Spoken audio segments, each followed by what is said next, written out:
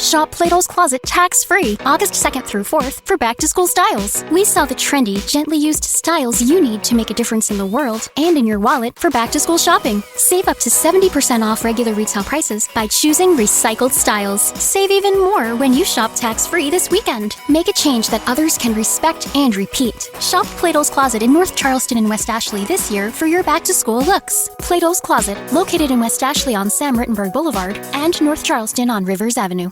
Want a website with unmatched power, speed, and control? Try Bluehost Cloud, the new web hosting plan from Bluehost, built for WordPress creators by WordPress experts. With 100% uptime, incredible load times, and 24/7 WordPress priority support, your sites will be lightning fast with global reach. And with Bluehost Cloud, your sites can handle surges in traffic no matter how big. Plus, you automatically get daily backups and world-class security. Get started now at Bluehost.com.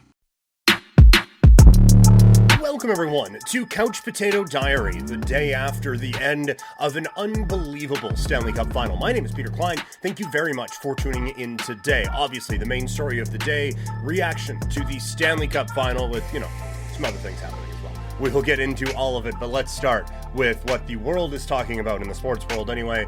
The Stanley Cup final goes to the Florida Panthers.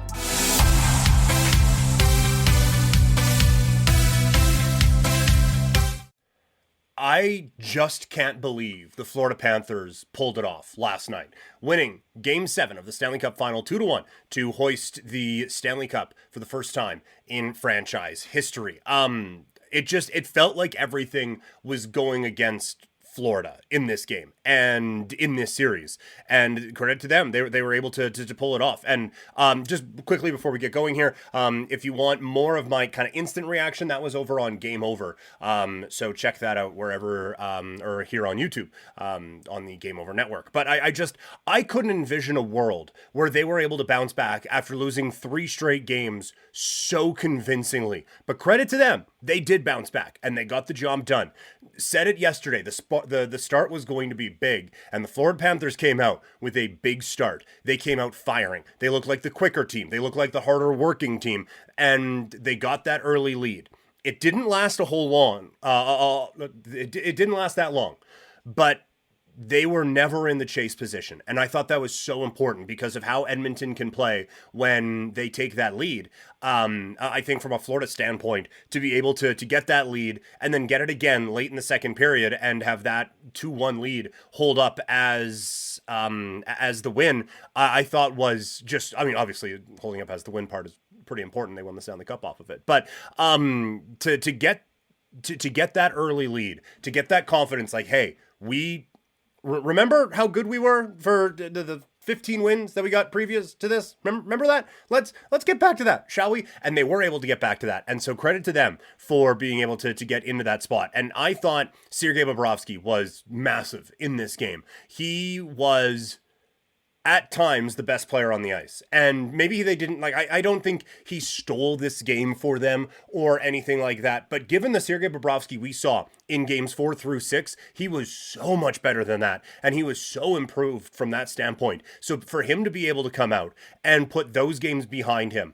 and come away with a victory in this one, and on his team, he would have been, I think, the Conn Smythe Trophy favorite. To be able to do that is incredible. And what a switch in the view of his legacy, just off of this one win. And it's wild to think about how much changes off of one game for all of these players, right? But for Bobrovsky, for a long time, it was a view like, man, this guy, when he is on, he is one of the most talented goalies in the world, but he just can't put it together, and I just don't know if that's a guy you win with. He's now won 2 Vezinas, he's won a Stanley Cup Championship, and he has proven without a shadow of a doubt he is a guy you can win with. He was spectacular throughout this postseason, and then specifically in this Stanley Cup final. I've talked a lot about different guys who raised that level. Sergei Bobrovsky found that other level. Lost it, and then found it again, but he found that other level, and he was able to get back to it in Game 7. And it came close to not happening a couple times, those scramble plays in front, but he was there every step of the way. And look, he got a lot of help as well. I thought this team defensively played one hell of a hockey game last night. Their work keeping Edmonton to the outside but also putting pressure on the puck carrier and just not really giving the Oilers a whole lot to work with. I thought defensively that this was one of their better games of the series. I thought once again, you guys know I've been talking about this guy, Aaron Ekblad. Not that I'm the only one who's talking, guys, former first overall pick, what are we doing here? But he is a guy who you like just lock in on as someone who really stood up defensively. And I brought it up in Game Over. I'll bring it up here. There was that play late in the game, and I get like McDavid at that point is just on fumes, man. But McDavid is coming in, and with 5 minutes left, Game 7, it's a 1-goal game. How many guys get overwhelmed by the moment, try to make a play, it ends up being the wrong one, they overcommit one side or the other, McDavid can just spin around him, all of a sudden you have the best player in the world within 3 feet of your goal with a 1-goal lead in the Stanley Cup final. But Ekblad stays patient, he stays perfectly calm, and just a little poke check. And we talked about it with Andrew Berkshire on Game Over last night. That felt like just the entire of everything just settled everything down. And I thought that was so important for them. And such a key play for this team. And then Barkov was unreal. The work that he did on Connor McDavid in game 6 and 7. And I kind of singled him out as someone who offensively didn't look overly confident, but whatever confidence they were lacking, they got back in this game 7. And like I said, I think that start is so important to it. And I think Barkov was a big part of it, but there wasn't really a real standout. Again, we talked about this on Game Over. I actually like when you're looking at guys who like really picked up. I thought Vlad Tarasenko had a really, really good game. I meant to mention this last night and I forgot. But Tarasenko, I thought just some of those subtle plays, whether it is a good play on the wall, he made a really nice defensive play when there was a bit of a scramble at the top of the zone, and Tarasenko is able to just do a bit of just let me get that out of there. Thank you. Let's go on our way. Like he reaches in, picks it out, and then off we go. I thought he did such a great job in this one in just kind of getting the puck moving in the right way. He wasn't a difference maker at all necessarily, but I just thought he made a lot of those little plays that are really key. I believe he was the only one in this game who had played in the Stanley Cup Final Game 7. He looked calm. He looked composed. And now that we've kind of transitioned into this point in his career where he is more of a secondary piece, I think he has kind of figured out that role here with the Florida Panthers, and I think he has fit into it perfectly. So we'll see what ends up happening with him. But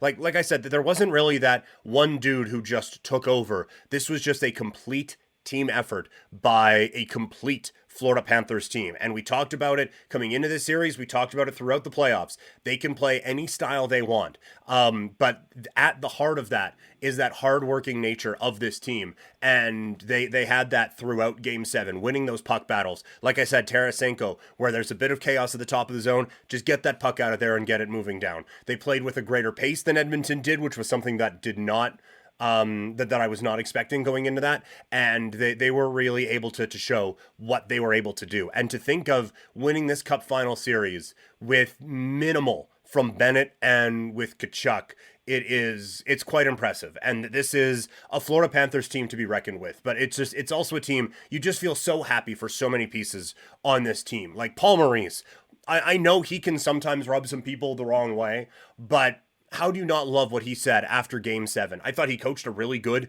7th game, utilizing his depth, rolling everything, kind of knowing when to push what buttons. And tactically, I thought someone mentioned in our comments, like the defense was pinching a little bit more in those 3 games where everything was kind of getting away from them. I thought they did a good job of kind of backing off and not really giving, like Edmonton had the puck a bunch, but they didn't give Edmonton those rush chances that really set things off in the 3-game winning streak that Edmonton had. They kept those transition moments to a minimum, and that ended up limiting what Edmonton was able to do. But then him talking about like his parents, and now he has his family name alongside the heroes of his dad. Like, it's just, you get emotional thinking about it, and you get emotional talking about it. I'm really happy for Sam Reinhart. Guy is a very, very high draft pick. There's so much pressure. It doesn't work out, and he's gone.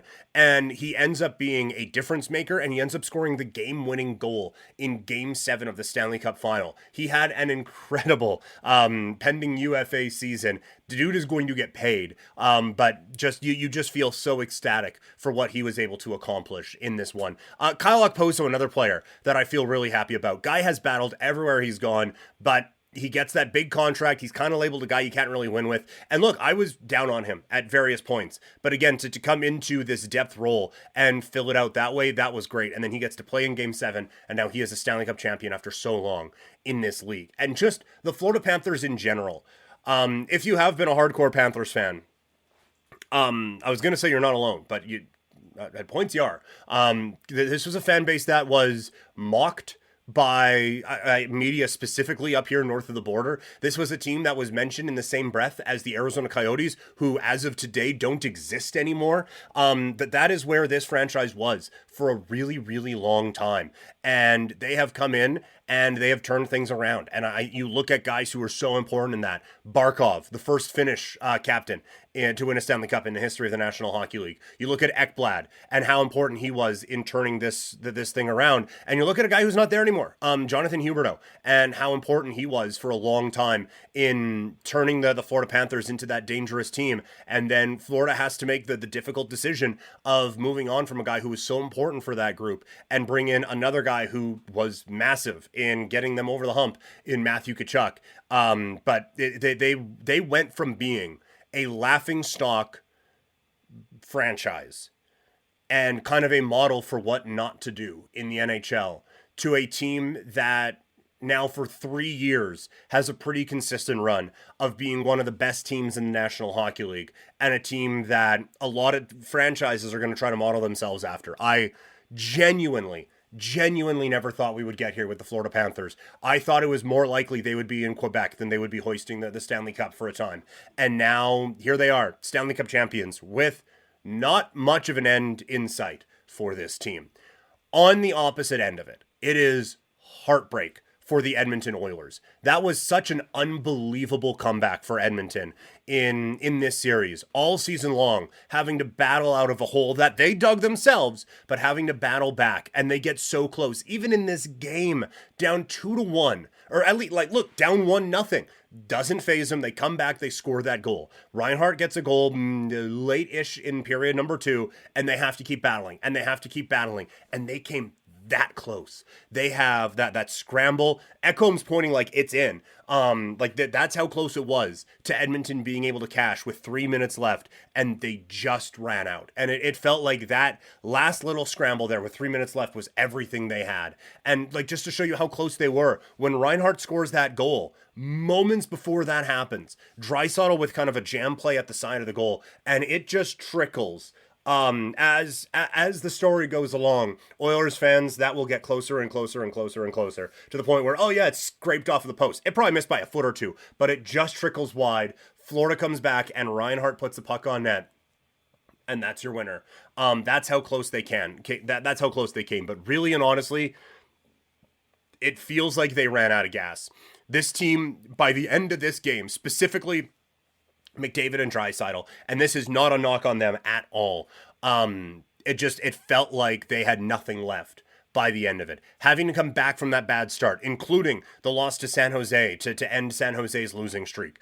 Down 3-2 against Vancouver on the road for Game 7. Down 2-1 against the Dallas Stars as the lower seed in that series as well. Down 3-0 in this series, and down 1-0 and 2-1 in this game. They just kept having to battle back and battle back and battle back, and it was just one last hurl that just felt too much for this team. And again, that is not in any way, shape, or form me criticizing these guys. Again, in any way. They are, and they were absolutely tremendous. And I think Connor McDavid reached another level. And Draisaitl was obviously banged up throughout this series, and they gave it everything they had. They just didn't have anything left by the end. And you can look at, we were talking about the need for other players to step up early in this series.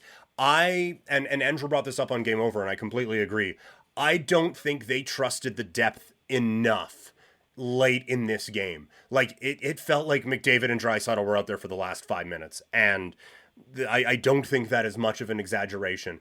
I think like the way Henrique was, or the way Janmark was going, Henrique had a pretty good chance. I think you have to trust those guys just a little bit more in the final period of this game to give McDavid and Draisaitl a real legitimate breather to get back out there and get it going. This one, I'm not saying that cost them the Stanley Cup or anything like that. Although if Edmonton scores, I think they're winning.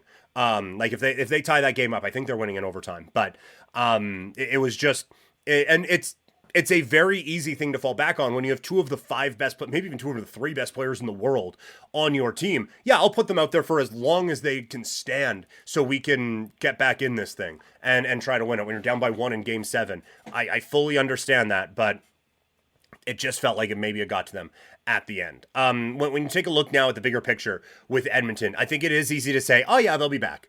But it doesn't feel like this is the last time that they'll be back, right? Like it does feel like, yes, like McDavid reaches another level that we didn't even think was possible. They have a good mix at forward, assuming they bring a lot of those guys back. They have a goalie that, for the most part, you trust in these games. And they do have some holes to fill. But with a defenseman or two that you trust, I feel like this roster can be really good. Like we talked about it last night. If you let CC go, like attach a pick to trade him out, and you bring in a Nikita Zadorov, and you go Nurse Broberg, Bouchard Ekholm, and Kulak against and Zadorov as your top 6, that's not like...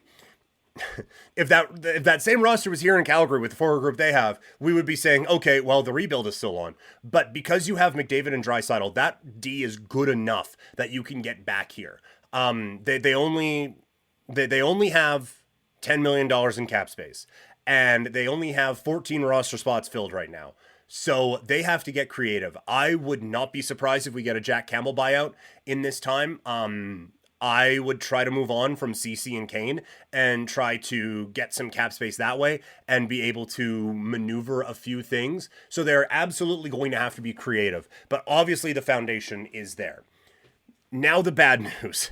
They do have extensions for Bouchard, Draisaitl, and McDavid coming up in the next couple of years. And also, the Avalanche, Golden Knights, Stars, and I'll put Canucks in here, probably aren't going anywhere. The Kings are going to be interesting. I think the Jets are pretty close, given how good their goalie can be. The West is going to be a gauntlet. At some point, you have to figure Chicago is just going to be in this conversation again because of how damn good Connor Bedard is, right? And so I do think you have to... You do have to like really worry about things from an Oilers standpoint. But the Oilers deserve to be in that conversation, that this isn't just a fluke one-time thing. This is a team that absolutely deserves to be considered among the best of the best in the National Hockey League right now. And I was so entertained by this series, man. And I think from an Oilers fan standpoint, I think it's obviously heartbreaking today. This one is going to take a while to get over for sure. And I do think eventually, though, you will appreciate what an amazing run this was.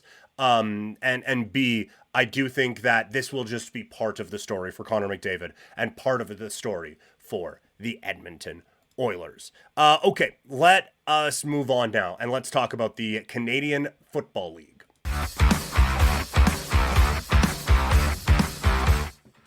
Week 3 in the books in the CFL. Obviously, a lot of the attention this week on the Stanley Cup final. But the Saskatchewan Roughriders coming up with a pretty easy win in their home opener against the Hamilton Tiger Cats. And this was a pretty complete effort from Saskatchewan.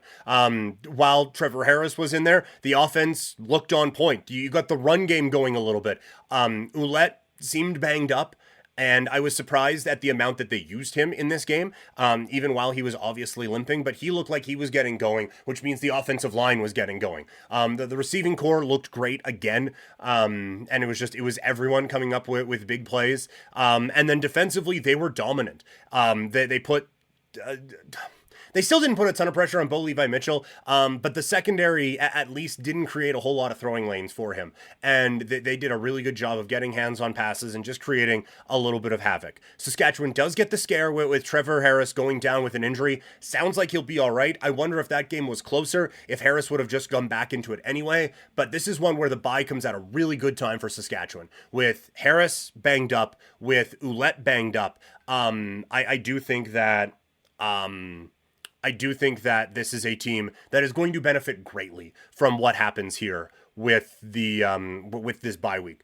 On the Hamilton side, I still think that there is a good football team here. And again, I think Bo Levi Mitchell is turning or has turned a corner back to what he was in Calgary as a starter. I don't think he's going to win MOP or anything like that, but he looks good, but he looked shook in this game. After he fumbles that football, he really tried to force it, and it just seemed like it was bad choices all over the place, and he's caught between trying to force it to White, trying to force it to push the ball down the field, and it just took him completely out of this game. This was one where they needed some deep cleansing breaths and be able to kind of calm down, settle into this game, and really get this offense rolling. They didn't really have that this week, and I do think I do think that they will be able to bounce back, but this was a bit of a concerning one because of just how off everything looked once the wheels started to fall off.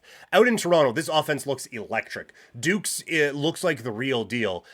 He was given a ton of time, but he looked calm, he looked composed. Like you look at Patterson for Saskatchewan, obviously different points. Like Dukes has been prepping to be the starter for a while now. Patterson got thrown in there in the middle of the game, but Patterson looked shook. He looked shaken. He looked like panicked, like, okay, where do I go? Where do I go? What do I do? What do I do?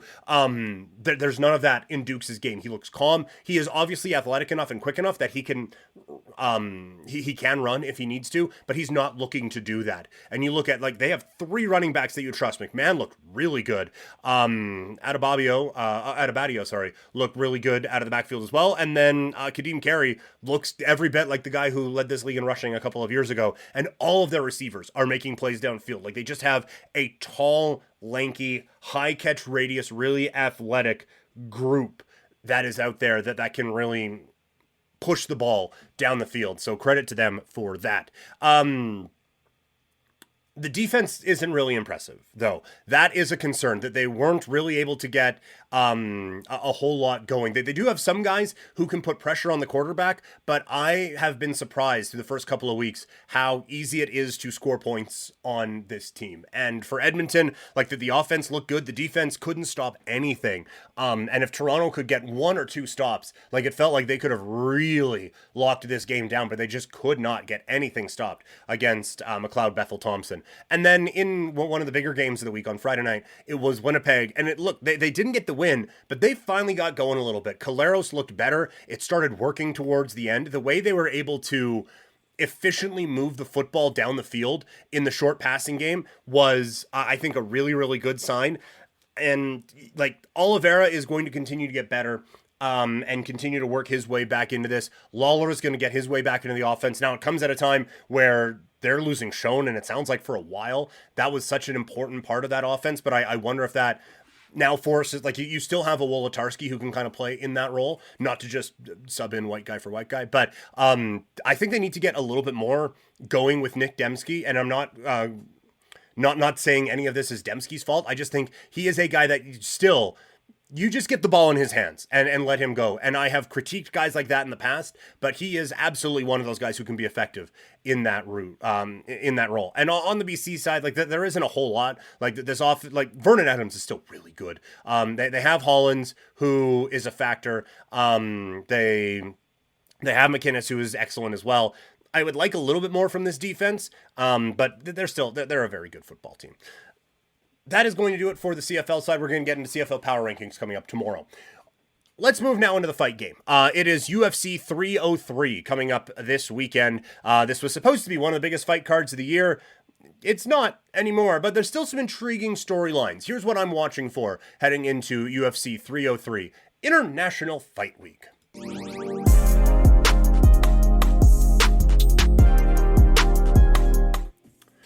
UFC 303 goes down this weekend. from Las Vegas, Nevada. In the main event, it is now for the light heavyweight championship, Alex Pereira taking on Yuri Prochazka. And I do these always at the start of the week. What are the early storylines? And the biggest storyline here is who's not here. Conor McGregor pulling out of this fight, we now know is because he got a broke toe. And this is those like, are you willing to do the road work at 5 a.m. when you're waking up in satin sheets? If this is Conor McGregor 5 years ago, he is amputating that toe and throwing it at Jose Aldo. But my guy's financially set. He doesn't need to go in there with a broken toe, so he's not going in there with a broken toe. I wouldn't fight anyone with a broken toe, but I wouldn't fight 100% of this roster. There is not one of them I would want to lock myself in a cage with for any amount of time. But it is frustrating that all of this was going on, and it's like, it was a toe? Really? Like, John Jones's toe was sideways when he beat Chael Sonnen. So, again, not to question the toughness of anyone, but for someone who goes out there and talks about being a warrior and all of that, it just felt very un-warrior-like. So it feels like there is a lot missing from this. But once again, Alex Pereira is here to save the day. And a lot of my talk has kind of been centered around this guy's legacy. I talked about it coming out of UFC 300. Let's just get this guy a heavyweight fight now, right? Like, he called for a heavyweight fight. I don't know why they didn't do it in Brazil. If this guy's going to be fighting on short notices anyway. I just feel like this is someone who is so unique in how he came into the sport, how quickly he has rocketed through things, and is now just kind of the guy who saves big cards. He saved UFC 300. He's now saving International Fight Week. The two biggest cards this company is going to have this year, and he has saved both of them. And I don't think this one really enhances the legacy too much unless this is a fighter who goes out there and just puts an absolute stomping on Prochazka again, much like he did in his last bout there against Jamal Hill, where he just absolutely leveled that poor guy. I don't think this enhances the legacy at all for him, but this is going to be another opportunity to showcase that this is one of the best fighters in the world. For Prochazka, I just wonder how much he has learned since losing to Pereira back at UFC 295. He only has one fight since then, and it was a win over Rakic. And you think about the glory of victory and the agony of defeat. He loses at UFC 295 in Madison Square Garden to Pereira. Pereira's in the main event of the biggest card of the year at UFC 300. Prochazka's on the prelims.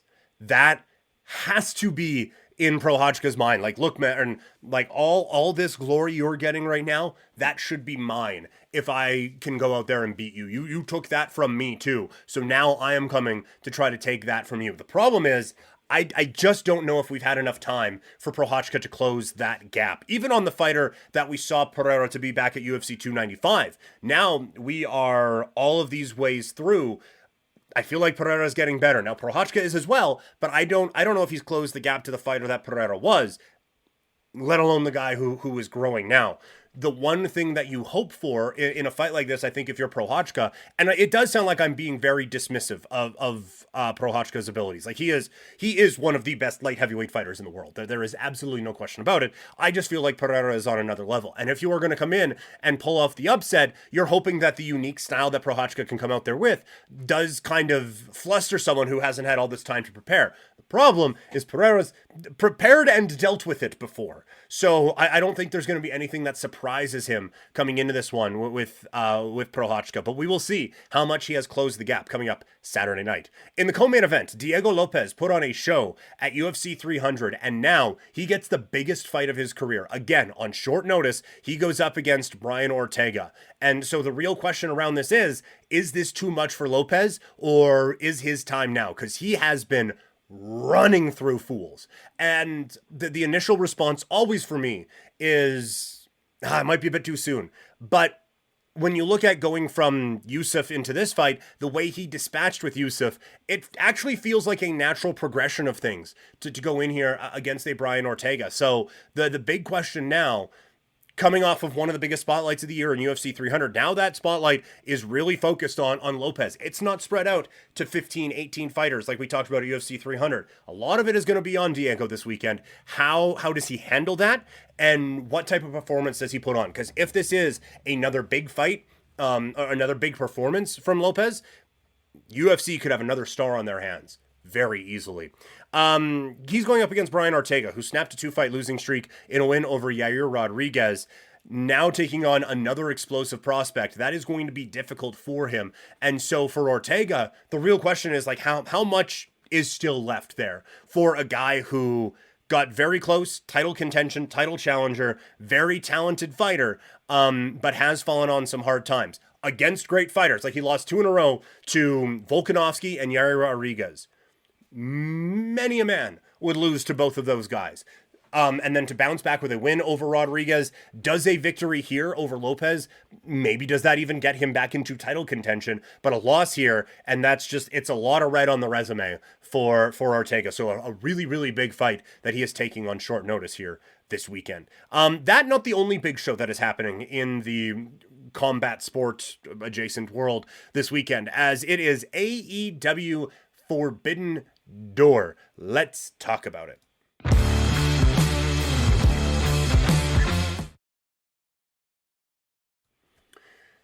AEW Forbidden Door is this weekend, and oh boy, do they need it to be a banger. This needs to be an unreal show. This needs to be an unreal week of AEW. And I have talked before a few times that, hey, you know what? Feels like they're on track. Hey, feels like AEW's back on track. And then it keeps getting off track. The ratings last week are really, really, really alarming. And it's not just that they had one of the worst ratings they've ever had on a Wednesday, but it's the fact that you have your big free agent acquisition in your world title headliner. You have your biggest homegrown star in your opener advertised for a week that he is going to be in a commercial-free opener to start the show, and you still have some of your worst ratings ever. The Forbidden Door concept was really, really cool a couple of years ago, but now, like, a couple of the big reasons why it was so cool is, oh my God, we get to see Will Ospreay, and oh my God, we get to see Kazuchika Okada. Well, got him now. And while I love New Japan and I love CMLL, they just don't have the big talent that is drawing this intrigue of, holy crap, we actually get to see these guys in this ring. We've seen all the New Japan guys who have come over a few times now. And so that there isn't that special mystique or anything like that. 2, they're in kind of a rebuilding phase of their own, right? Okada is gone. Ospreay is gone. Tanahashi has moved into a management role, still wrestling a little bit, but he is absolutely not what he used to be, which is fine. But now that they are working on building up some of this young talent, and so while they're in this building phase, it's okay, we're going over to CMLL to get these guys, but they have done jack squat about telling us about why these guys are so awesome. And a lot of them, yeah, just throw them out in the ring, have them do flippy dippy stuff, and that's really cool. And I absolutely love it. But you've given us nothing to get really invested in a whole lot of these guys. And so basically every match now, the biggest star of these matches is the AEW talent. And if that's going to be the case, I don't know if Forbidden Door needs to be an every year thing. I think this concept really needs, or really requires, New Japan to have some really hot talent to be able to come in, and really requires CMLL to be firing on all cylinders. And that's simply not the case right now. I think it would be more fun to have this talent kind of pop up and have some of these guys do like a 3-month tour with the company, instead of, oh, they popped in and now they're doing a ladder match on Sunday. Isn't that sweet? Oh, they lost, now they're gone again. Like, have these guys actually stick around for a little bit and actually do something with them scattered throughout the year, instead of, well, it's Forbidden Door time, so you never know who's going to show up, and oh, look at that, another guy with a mask came in. And again, like, I want to state unequivocally, or however it's pronounced, that so much of the New Japan talent that's going to be on this card this weekend and the CMLL talent that is going to be on the card this weekend are talent that I adore and think the world of. But this concept clearly isn't working. It feels forced, and it just feels like kind of a more of an anchor at this point. And it's so interesting when we're talking about AEW being this alternative to WWE. But now WWE feels like they're firing on all cylinders, and they had another really interesting week, or have another really interesting week coming up. But one of the things that we were so frustrated about when AEW debuted is Hell in a Cell, this big concept that's supposed to be the blow-off of all blow-off feuds, is now just October. It's whatever feud is happening in October, that is what we get. And sometimes it's hot and deserves it, and sometimes it's not and it doesn't. But they got away from that, which is what we wanted. AEW now, well, it's time, so we're doing Forbidden Door now. And now all of a sudden all this talent is going to come over. Like it feels like, again, one of the concepts from the WWE that we were trying to get away from when we were looking for AEW to be the alternative. Anyway, there are going to be some amazing matches on this. And one of them is Swerve Strickland against Will Ospreay. And I think the intriguing part of this is both of these guys feel like, oh, you can't beat that guys, right? Like it feels like with the Owen Hart being the opportunity at All In for the number one contender for the world title, it feels like you can't beat Will Ospreay. Because what, are you just going to not have Will Ospreay in your title match at Wembley? But at the same time, this is Swerve's first main event as champion. And it doesn't really feel like this has fully run its course as champion yet. So you can't beat him. So it feels really intriguing. The follow to however this match goes is going to be so important. But these two guys, both of them feel like the biggest stars in the company right now. And just to have them go in there and have this match, I hope there isn't anything screwy. I hope it is a legitimate 1, 2, 3. And then I hope however they want to spin it back after is effective. Like I hope we get a legitimate clean finish right in the middle of that ring come Sunday night. But coming up this week, like what I'm looking for on Dynamite, I think the build for MJF and Okada needs to be huge, and basically everything this week needs to be huge. They need something big for Moxley. This ladder match, it kind of feels like it's going to be all right, with Jack Perry being at the center of this whole thing, but there's just not a whole lot that feels like a big deal right now. And so this Wednesday genuinely has to feel like one of the biggest Dynamites of all time if we're going to get this thing on track for what we believe this pay-per-view can be coming up on Sunday. All right, that is going to do it for the show. Thank you all so much for tuning in today. You can find me on social media. I am at Primetime Klein, Twitter, Instagram, and TikTok, twitch.tv/primetimepk. Make sure you like the video and subscribe, or if you're listening in podcast form, subscribe and leave a review, and I'll talk to all of you later. I'm out.